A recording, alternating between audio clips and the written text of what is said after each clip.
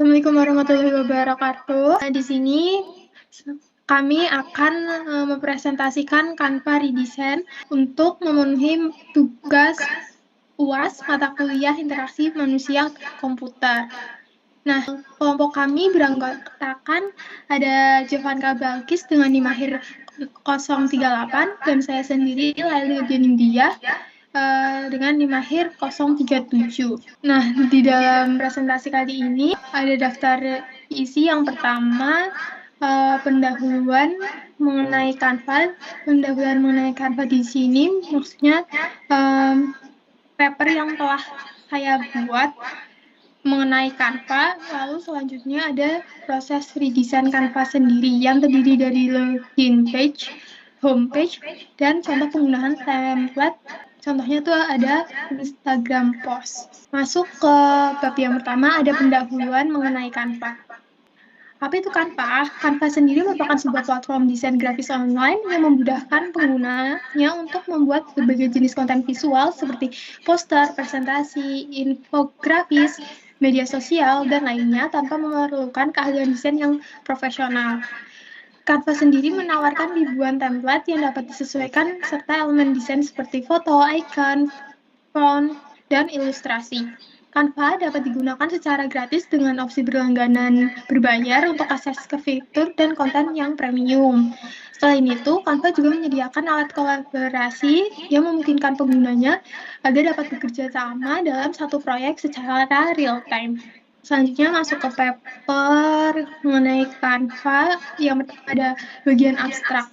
Sebagai salah satu platform desain grafis yang populer, aplikasi Canva memerlukan analisis usability agar dapat memastikan kepuasan penggunanya terhadap aplikasi ini. Penelitian ini bertujuan untuk mengevaluasi usability pada aplikasi Canva dengan menggunakan metode System Usability Scale. SUS merupakan sebuah alat yang dapat digunakan untuk menilai kegunaan atau usability melalui kuesioner yang di dalamnya memuat 10 pertanyaan yang harus dijawab oleh responden. Dalam penelitian ini melibatkan 54 orang responden pengguna aktif aplikasi Canva dan data-data yang diperoleh dikumpulkan melalui kuesioner yang telah disebar secara online. Lalu hasil analisis menunjukkan bahwa aplikasi Canva memperoleh skor SUS sebesar 71,43 yang dapat dikategorikan sebagai good atau baik dengan memperoleh grade C+, percentile rank-nya itu 61%, acceptability acceptable, dan NPS-nya pasif. Skor ini menunjukkan bahwa aplikasi Canva dapat diterima baik oleh pengguna. Namun, pengguna bersifat pasif yang artinya pengguna itu tidak merekomendasikan aplikasi Canva kepada orang lain. Jadi mereka gunain aplikasi Canva untuk diri mereka sendiri. Lalu di dalam paper tersebut juga terdapat metode penelitian. Metode penelitian ini yang pertama ada menentukan objek penelitian. Di sini objek penelitian yang akan dibahas yakni Canva. Lalu selanjutnya ada identifikasi masalah. Dalam penelitian ini masalah yang akan dibahas yakni mengenai berapa tingkat pengukuran usability yang didapatkan pada aplikasi Canva dengan menggunakan sistem usability scale. Selanjutnya, cari dan mempelajari sumber literatur. Tujuan dari dilakukannya studi literatur ini untuk memahami dan mempelajari lebih lanjut mengenai objek penelitian yang telah ditetapkan sebelumnya. Lalu selanjutnya ada mengumpulkan data. Pengumpulan data dilakukan dengan cara menyebarkan secara online kuesioner melalui Google Form dan pertanyaan kuesioner dibuat berdasarkan jurnal dan literatur terkait metode SUS. Dilakukannya pengumpulan data ini secara kuantitatif. Pertanyaan-pertanyaan yang terdapat dalam kuesioner disusun berdasarkan literatur dari metode SUS dan terdapat 10 pertanyaan yang harus dijawab oleh responden. Lalu ada pengolahan data. Pengolahan data terdiri atas analisis dan perhitungan data. Nah, di dalam pengolahan data ini, data akan dikelola menggunakan metode SUS. Maaf, sebelumnya tuh setelah mengumpulkan data tuh bakalan dibersihkan terlebih dahulu. Kayak seperti ada data-data yang tidak akurat atau data-data yang terduplikasi itu akan dibuang atau disingkirkan gitu. Lalu selanjutnya pengelolaan data menggunakan setelah melakukan pengelolaan data, hasil yang telah didapatkan akan dianalisis. Selanjutnya itu ada pertanyaan penelitian. Pertanyaan penelitian ini terdapat 10 pertanyaan.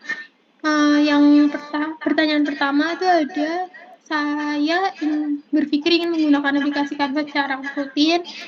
Kedua, ada saya menemukan aplikasi ini seharusnya tidak dibuat serumit ini. Ketiga, saya berpikir bahwa aplikasi Canva sangat mudah digunakan. Keempat, saya berpikir bahwa saya perlu bantuan dari orang teknis untuk dapat menggunakan aplikasi ini. Kelima, saya menemukan berbagai fungsi pada aplikasi Canva diintegrasikan dengan baik. 6. Saya pikir terdapat banyak ketidaksesuaian dalam aplikasi ini. 7. Menurut saya akan banyak orang yang dapat secara mudah menggunakan aplikasi Canva dengan cepat. 8. Menurut saya aplikasi Canva ini sangat rumit atau sulit digunakan. 9. Saya merasa sangat yakin dan percaya diri dalam menggunakan aplikasi Canva. Dan 10. Saya merasa perlu belajar banyak hal sebelum saya bisa memulai menggunakan aplikasi Canva. Nah, pertanyaan-pertanyaan ini harus diisi. Pengisian jawaban menggunakan skala Likert. Ada 5 jawaban, yakni dari sangat setuju sampai sangat tidak setuju. Sangat setuju akan memperoleh skor 5, dan sangat tidak setuju itu akan memperoleh skor 1. Lalu selanjutnya ada hasil dan pembahasan. Hasil yang didapatkan setelah melakukan penyebaran kuesioner itu, total hasil rata-rata nilai SUS yang didapatkan sebesar 71,42.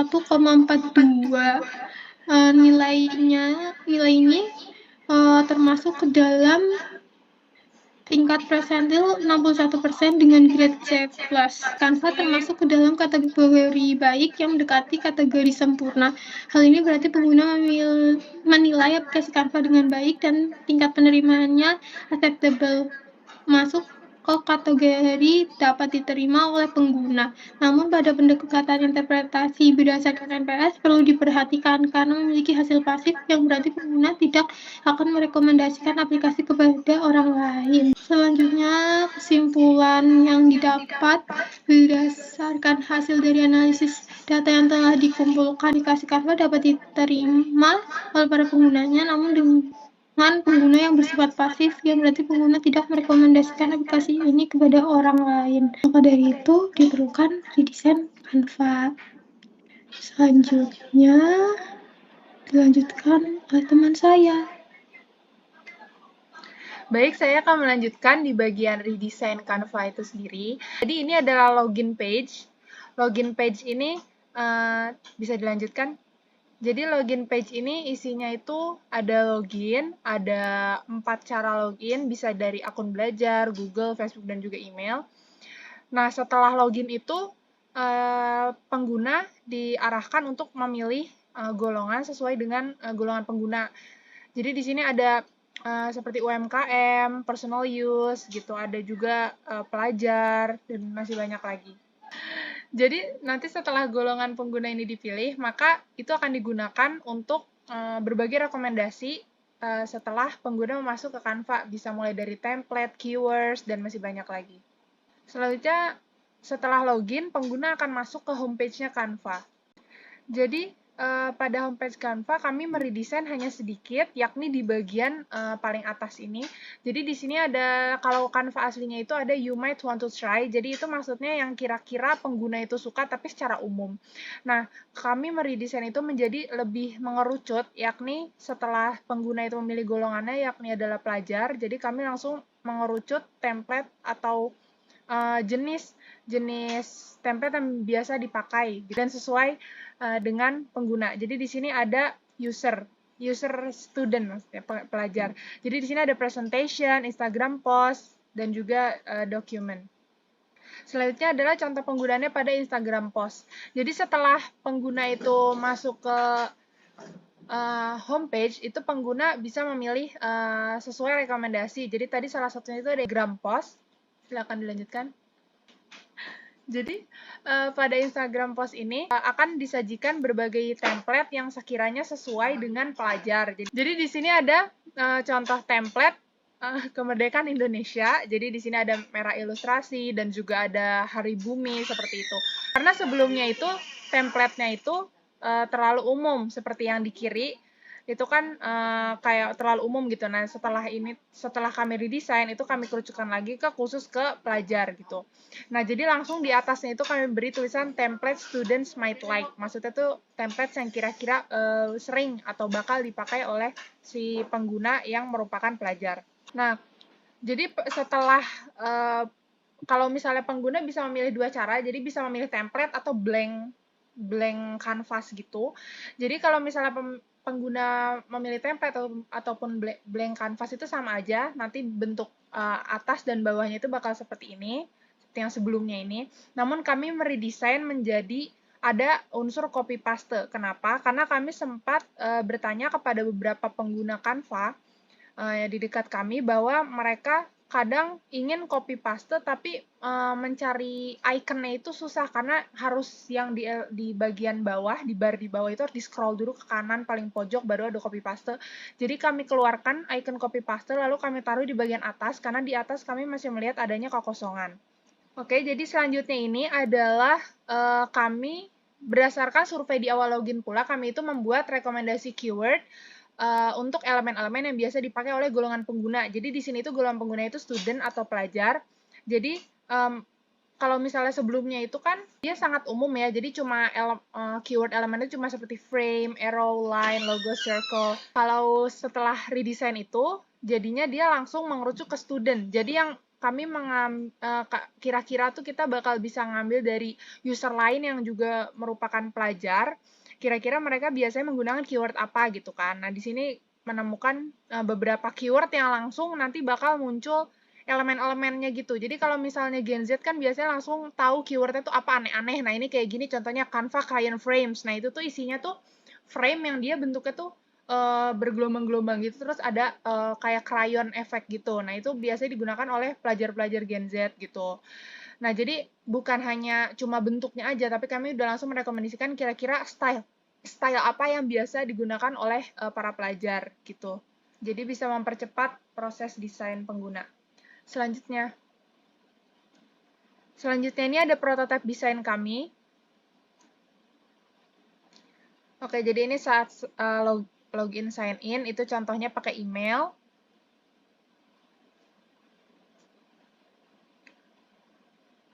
Lalu di sini itu pengguna langsung disuruh memilih golongan apa yang pengguna itu berada. Jadi di sini kami memilih pelajar.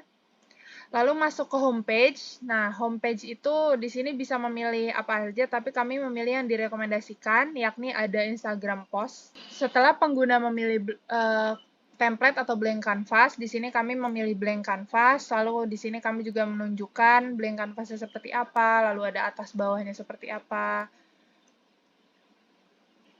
Jadi mengeluarkan icon copy paste. Lalu di sini elemen, di mana langsung ada keyword yang susah itu. Jadi nggak harus keluar aplikasi Canva lagi untuk mencari keyword yang diinginkan gitu. Baik, sekian dari kelompok kami. Kurang lebihnya mohon dimaafkan. Wassalamualaikum warahmatullahi wabarakatuh.